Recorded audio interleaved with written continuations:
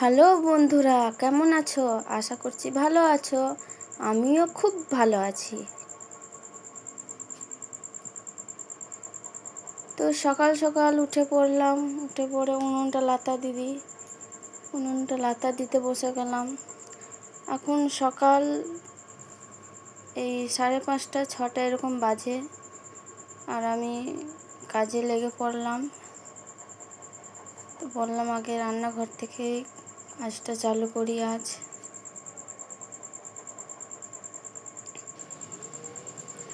তো তারপরে আমি রান্নাঘরের নিচেটা একটু মুছে নিলাম, কেন কিছু সকাল তো চাটা করব, সেই জন্য মুছে নিলাম।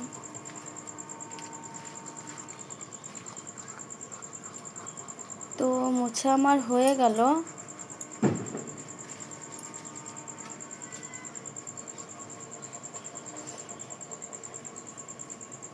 তো এবার আমি বললাম ব্রাশটা করে নিই।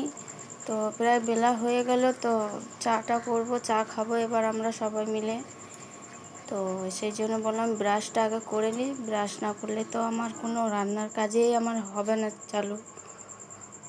তাই ব্রাশটা বললাম প্রথমে ব্রাশটা করে নিই, ফ্রেশ হয়ে যায় একটু।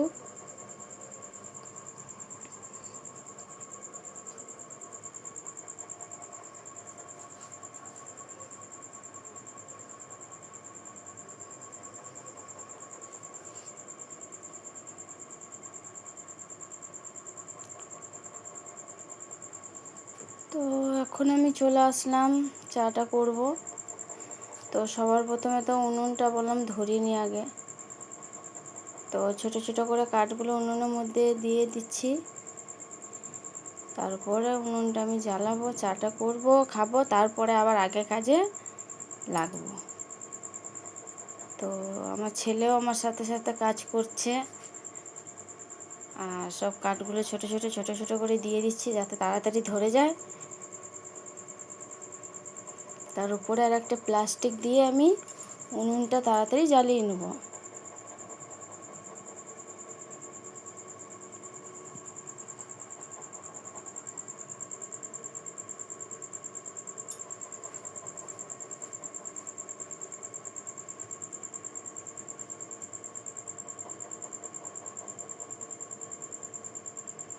তো উনুনটা আমার তো জ্বালানো হয়ে গেল।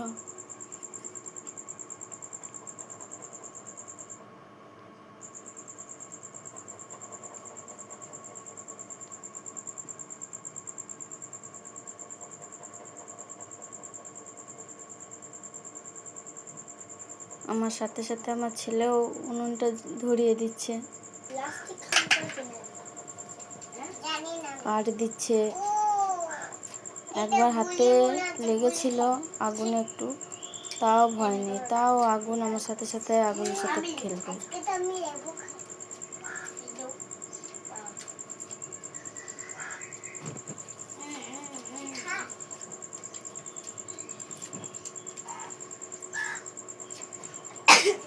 তো সকালবেলায় পাড়া দিয়ে প্রসাদ চলে আসলো বাড়িতে।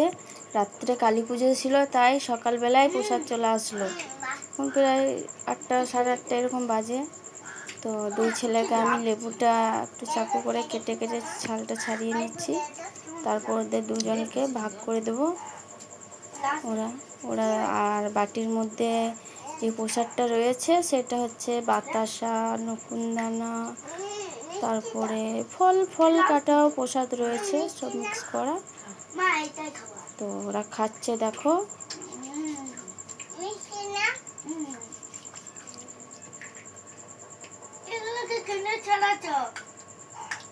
ছাল ছাড়িয়েছে কোথায়?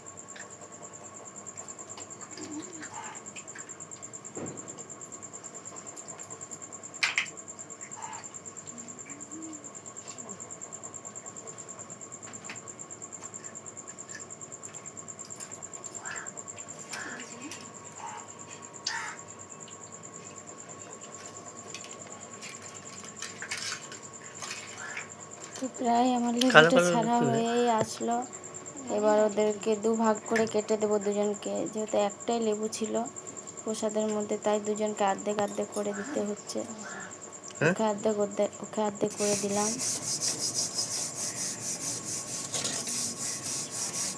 আর আমিও একটু প্রসাদ খেতে লাগলাম।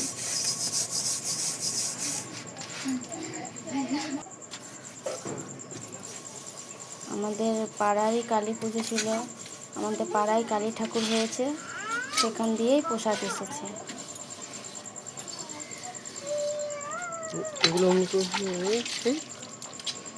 তো তারপর আমি বসে পড়লাম আমার নিজের কাজে। বাসনগুলো মেজে তোলার পর বললাম কড়াইগুলো মাজি, কড়াইটা এত পুড়েছিল, তো তাই আমি বসে পড়লাম কড়াইগুলো মাজতে মাজতে মাজতে বন্ধুরা অনেকক্ষণ সময় হয়ে গেছিলো, হাতটা আমার ব্যথা করছিলো, এত মেজেছি আমি। আমার রান্নাটাই কালকে রাত্রে পড়ে গেছিলো।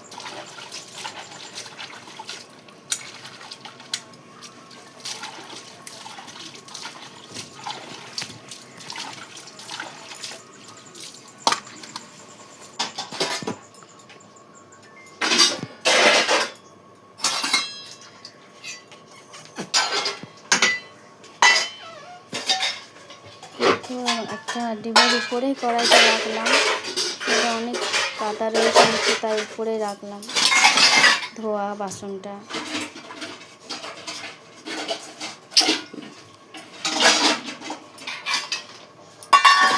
তো সব বাসনগুলো আমার মেজে ধুয়ে এবার আমি সব সাজিয়ে দিচ্ছি।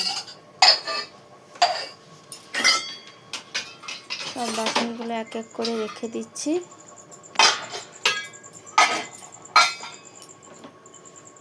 কেন কি খুবই ছোট জায়গা, আমার বাসন রাখার জায়গাটা খুবই ছোট, খুব অসুবিধে হয় রাখতে, তাও কি করব, ওইটুকুর মধ্যেই রাখতে হয়। কোথাও জায়গা নেই, একটাই রুমের মধ্যে খাওয়া দাওয়া, থাকা, জিনিসপত্র রাখা, এই রুমের মধ্যেই সব কিছু, খুবই অসুবিধা হয়। তাও কি করব, ওইটুকু জায়গার মধ্যেই সব কিছু আমাকে অ্যাডজাস্ট করে রাখতে হচ্ছে।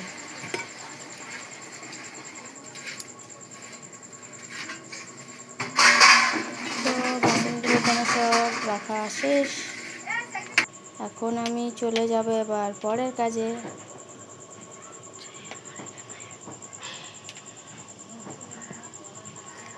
তো এখন বাজার যাবে, তাই সাইকেলটা একটু ঠিক করছিল। তো বাজার যাবে সবজি আনতে, রান্না করব, মাছ আনবে। তো সাইকেলটা কি হয়েছিল, কোথায় কি খারাপ হয়েছিল, তাই ঠিক করতে বসে গেল। তো বাজার গেল, আমি বললাম যে ভাতটা রান্না করে নিই, তো আমি ভাতটা চাপিয়ে দিলাম। এদিকে আমার ভাত হচ্ছে, ওইদিকে তো গেছে বাজার, এদিকে আমার ভাতটা চাপিয়ে দিলাম। তো তারপর বললাম যে শিলনোড়াটা ধুয়ে রাখি, ততক্ষণ আমার ওইদিকে হচ্ছে সব কিছু।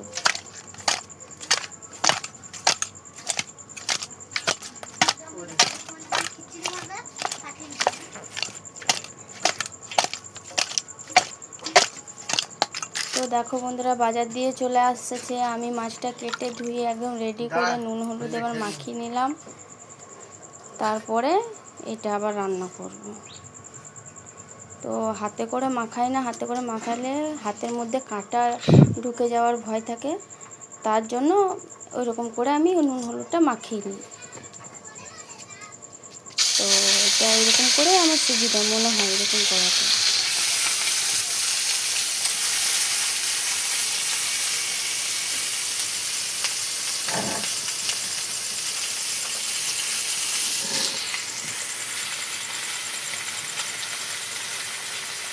তো ওইদিকে কাজ হয়ে যাওয়ার পর বললাম কড়াইটা চাপিয়ে দিই। কড়াই চাপিয়ে তেল দিয়ে, তেল গরম হয়ে গেছে।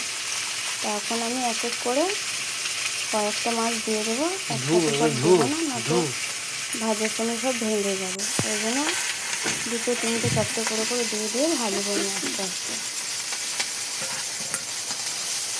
বন্ধুরা অনেকবার আমার সাথে এটা হয়েছে যে মাছ ভাজার সময় মাছগুলো লেগে গেছে, ভেঙে গেছে। কিন্তু তোমরা যদি যারা জানো না, অনেকেই জানে না, কেন আমি অনেক দিন পরই জেনেছি। তো মাছ যখন ভাজবে কড়াইটা খুবই গরম করবে, এতটা গরম করবে যাতে মানে কড়াইটা দিয়ে ধুমো ওঠে তখন তেল দিয়ে ভাজবে, তাহলে আর মাছগুলো লাগবে না, খুব সুন্দরভাবে উঠে যাবে। আমি অনেক দিন পর এটা শিখেছিলাম। অনেক দিন আমার মাছ ভাজতে গিয়ে মাছ আমার নষ্ট হয়েছে, ঘরে পোষাতে বসতো, তারপরে আমি সব শিখেছি।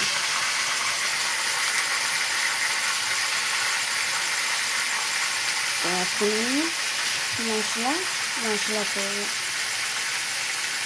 এরপরে আমি বাকি মাছগুলো এক এক করে দিয়ে দেবো। একটা দেওয়ার পর ভেজে নেব। ওইদিকে ভাবলাম যতক্ষণ ভাজাটা হচ্ছে ওইদিকে আমি মশলাটা করে নিই। ওইদিকে মশলাটা সরে নিই তাড়াতাড়ি। মশলাটা ধোয়ার পর, মশলা বলতে সরষেটা ধোয়ার পর আমি দিয়ে দেবো বাটার জন্য, আর কয়েকটা রসুন দেবো।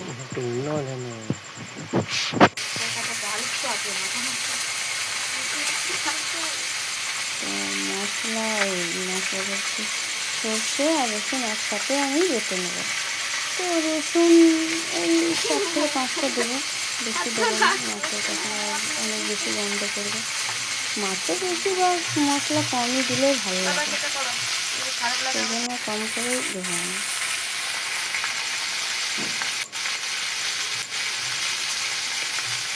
আর ওদিকে আমার তো মাছ ভাজা হচ্ছে, এদিকে দেখছি একবার করে উনুনের মধ্যে কাঠগুলো একদম বন্ধ হয়ে যাচ্ছে, নিয়ে যাচ্ছে। একবার করে দিতে হচ্ছে, এদিকে রান্নাও করছি, রান্নাও করছি।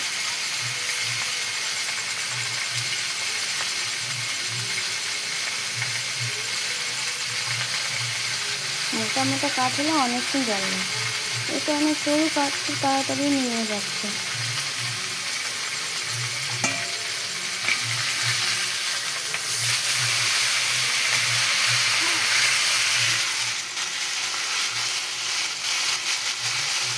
তো এদিকে রসুনগুলো দিয়ে দেবো আমি, রসুন সরষে একসাথে দিয়ে আমি বেটে নেব।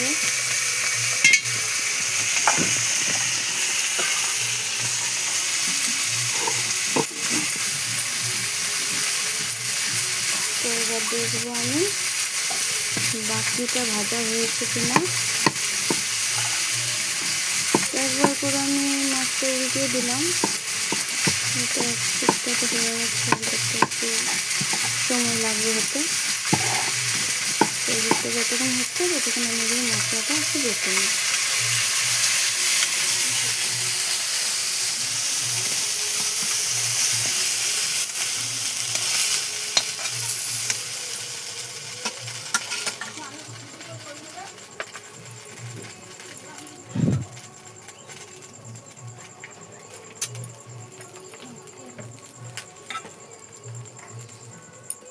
তো এদিকে এদিকে মশলাটা বাটতে আমার মনে পড়ে গেছে যে মাছটা আমার ভাজা হয়ে গেছে। মাছটা ভুলেই গেছিলাম যে মাছটা আমি চাপিয়েছি এদিকে। তো এই মাছটা ভাজা হয়ে গেলো, আর কয়েকটা মাছ আছে, ভাজলেই হয়ে যাবে। তারপর আমি রান্নাটা চাপিয়ে দেবো।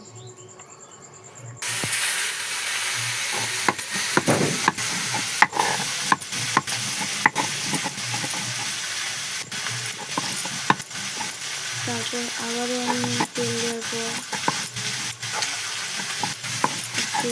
কাঠটা একটু ভেজে নিতে হবে। কাঠগুলো একদমই খুব তাড়াতাড়ি নিয়ে যাচ্ছে, পাতলা কাঠ দিয়ে। এই পাতলা কাঠে না রান্না করা খুবই কষ্ট, যারা রান্না করে তারাই জানবে কত কষ্ট। তারপর আমি আবার বললাম মশলাটা বাটতে বসে, এদিকে যতক্ষণ আমার মাছগুলো যতটুকু হচ্ছে তাড়াতাড়ি আমি মশলাটা বাটছি।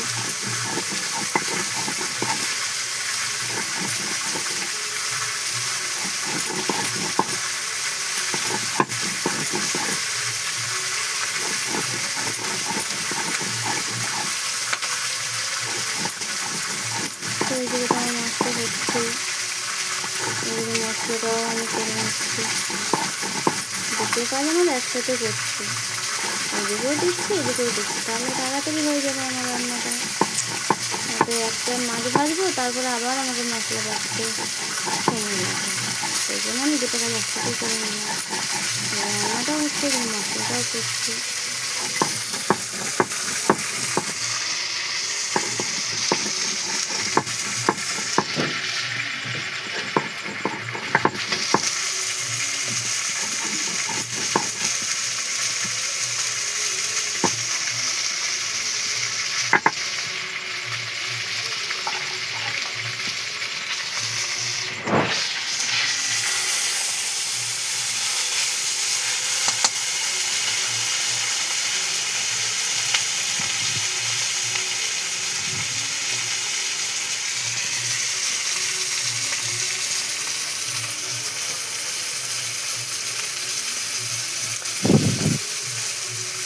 তো মশলা তো আমার বাটা কমপ্লিট। আমি মাছটা দেখে নেব। তো মাছটা উল্টিয়ে দেওয়ার পর আবারও কিছুক্ষণ রেখে দিলাম। কিছুক্ষণ করার পর নামিয়ে দেবো। তো ওইদিকে যতক্ষণ মাছটা হচ্ছে ততক্ষণ আমি এদিকে আর একটু কাজ সেরে নিই। তো ওইদিকে লঙ্কাটা আমি বললাম কেটে রেখে দিই, লঙ্কা পেঁয়াজ এগুলো কেটে রেখে দিই, তাহলে মাছটা নামিয়ে আমি চাপিয়ে দেবো।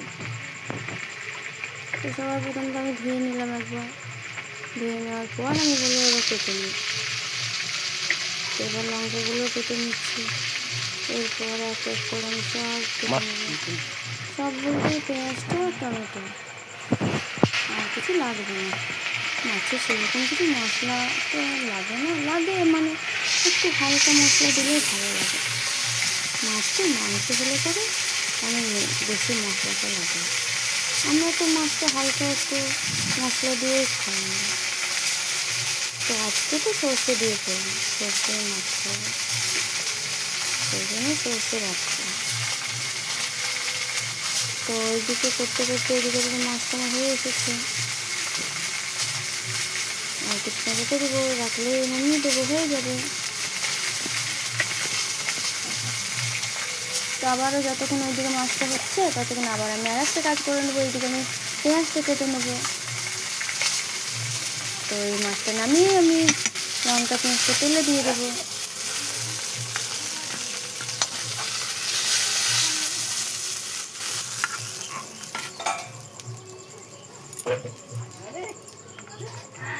পেঁয়াজ আমি একটাই বড় সাইজে নিয়েছি, বেশি বড় না, ওই মাঝারি সাইজে আমি নিয়েছি পেঁয়াজ একটা।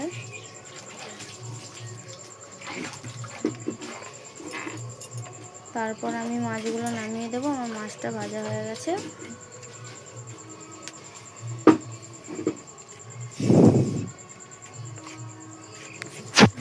তারপরেও আমি আর একটু তেল দিয়ে দেবো অল্প। তেল দেওয়ার পর একটু কাঠগুলো করে দিলাম ঠিক করে। তো যতক্ষণ তেলটা গরম হচ্ছে ততক্ষণ একটু টমেটোটা আমি কেটে নিই। তো টমেটোগুলো একটু বড় করে কাটবো, কেন কি যখন নুন হলুদ দিয়ে আমি ঢেকে দেবো তো অনেকটাই নরম হয়ে যাবে, গলে যাবে। সেই জন্য কচি কচি করে কাটা কোনো দরকার নেই। ওই জন্য বড়ো সাইজেরই কেটে ঢেকে ওটাকে একটু নাড়াচাড়া করলে গলে যায়। তো যতক্ষণ এইদিকে আমি অর্ধেক কাটা হলো ততক্ষণ আমি পেঁয়াজ লঙ্কাটা দিয়ে দিই। তেলটা আমার গরম হয়ে গেছে। তো দেওয়ার পর একটু পেঁয়াজটা একটু নাড়াচাড়া করে নিলাম।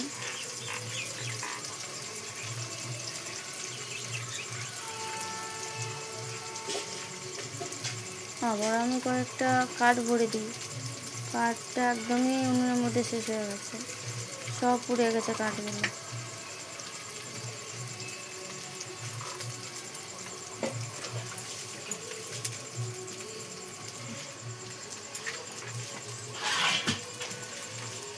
তো কাঠটা তো পুরোটাই নিমে গেছিলো, তো সেই জন্য উনুনটা আমার নিমে গেছে, কাঠটা শেষ হয়ে গেছিলো। তো এদিকে আমার একদম উনুন দিয়ে ধুমো বেরোচ্ছে, আগুনই নেই।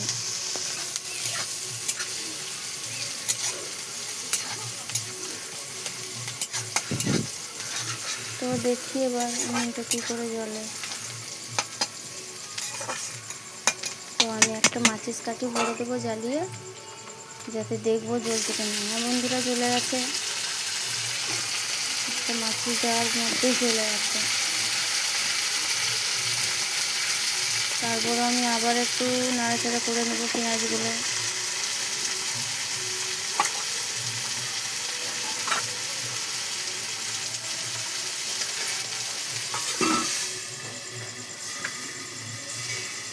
তারপর আমি ভাজা হয়ে গেল আমার পেঁয়াজ লঙ্কাটা, এবার আমি টমেটোটা দিয়ে দেবো। টমেটোটা দেওয়ার পর আমি কিছুক্ষণ নাড়বো না। এখন আমি হলুদ আর নুনটা দিয়ে দেবো। দেওয়ার পর আমি একটু ঢেকে দেবো, 1 থেকে 2 মিনিট ঢেকে দেবো, যাতে ওই যে ঢেকে দিলে ভাতটা উঠবে, তো ভাতটাই সেদ্ধ হয়ে যাবে। তারপর নাড়াচাড়া করবো।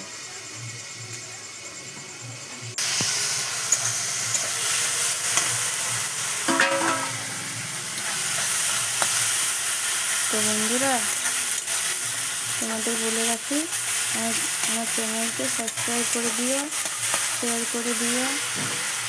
আমার ভিডিও ভালো লাগলে অবশ্যই জানিও তোমাদের আমার ভিডিওটা কেমন লাগলো।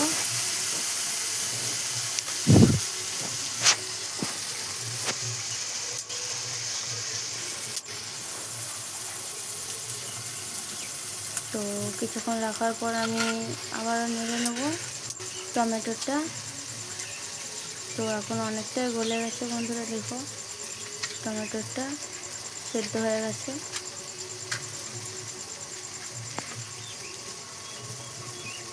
তো আবারও দেখো আমার কাঠটা কি হয়েছে, আবার আগুনটা কমে গেছে। আবার আমি কাঠ ভরে দেবো।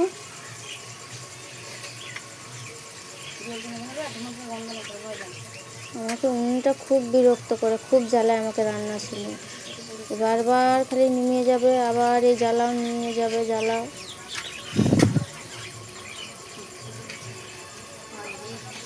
একদমই নিমিয়ে গেছে।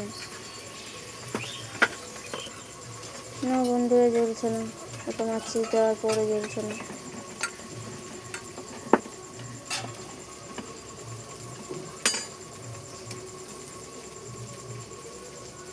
না, এতগুলো মাচিস কাঠি দেওয়ার পরও জ্বলছে না। হ্যাঁ বন্ধুরা, জ্বলেছে, আবারও নিমিয়ে গেল, আবারও নিমিয়ে গেল। এবার দেখি একটু উনুনটা একটু নাড়িয়ে দেখি কি হচ্ছে।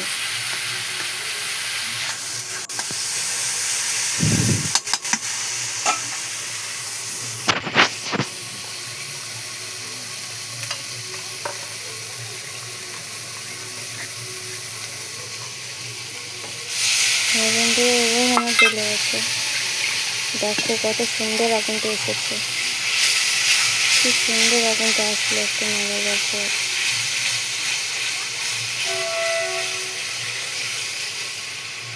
এরকম আগুন থাকলে খুব ভালো লাগে রান্না করতে। তো বন্ধুরা, শিলের মধ্যে যে মশলাগুলো লেগেছিল, সেই মশলাগুলো একটু মশলা জলটা দিয়ে আমি ভালো করে টেনে নিয়ে নিলাম। তো সর্ষেটা দেওয়ার পর একটু নাড়াচাড়া করবো, যাতে তলায় লেগে না যায়, পুড়ে না যায়। পুড়ে গেলে তারপরে ওটা তেতো লাগবে খেতে, আরও সেই জন্য একটু নাড়াচাড়া করে আমি করবো। এদিকে দুটো ধনেপাতা, 2 ডাল ধনেপাতা একটু জলে ধুয়ে দিয়ে দেবো।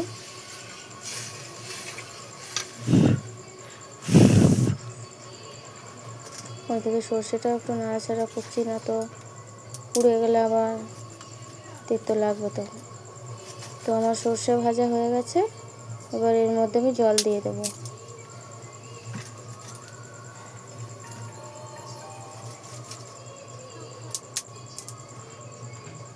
জল দিয়ে দিলাম আন্দাজ মতো, যতগুলো মাছ সেই আন্দাজে জল দিয়ে দিলাম।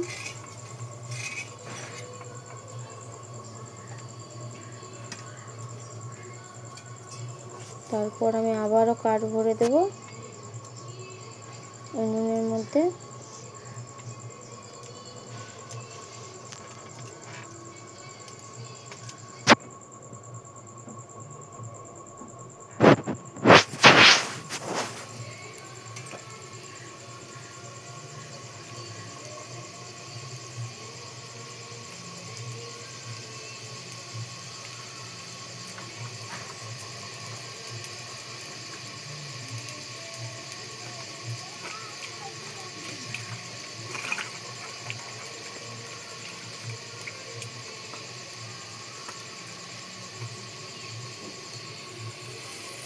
তারপর আরও একটু আমি ধনে পাতাটা বেছে কেটে বাটির মধ্যে ধুয়ে নেব। একটু কমই দেওয়া হয়েছিল ধনে পাতাটা, সেজন্য আবারও নিয়ে নিলাম।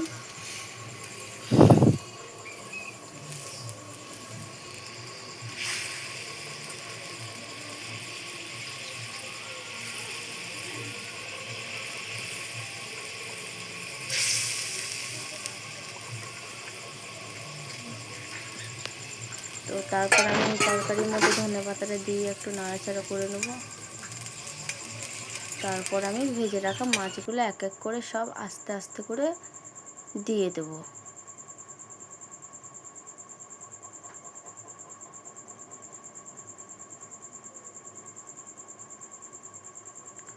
তো মাছগুলো তো আমার সব দেওয়া হয়ে গেল।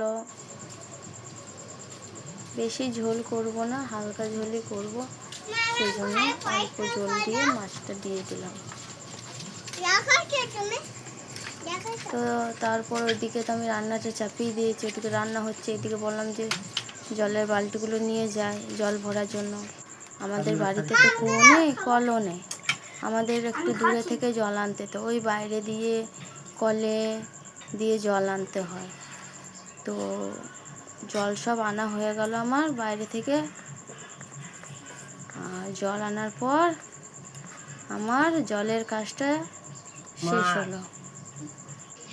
সারাদিনের কাজের জল বন্ধুরা আমি সব ভরে রাখি প্রতিদিন।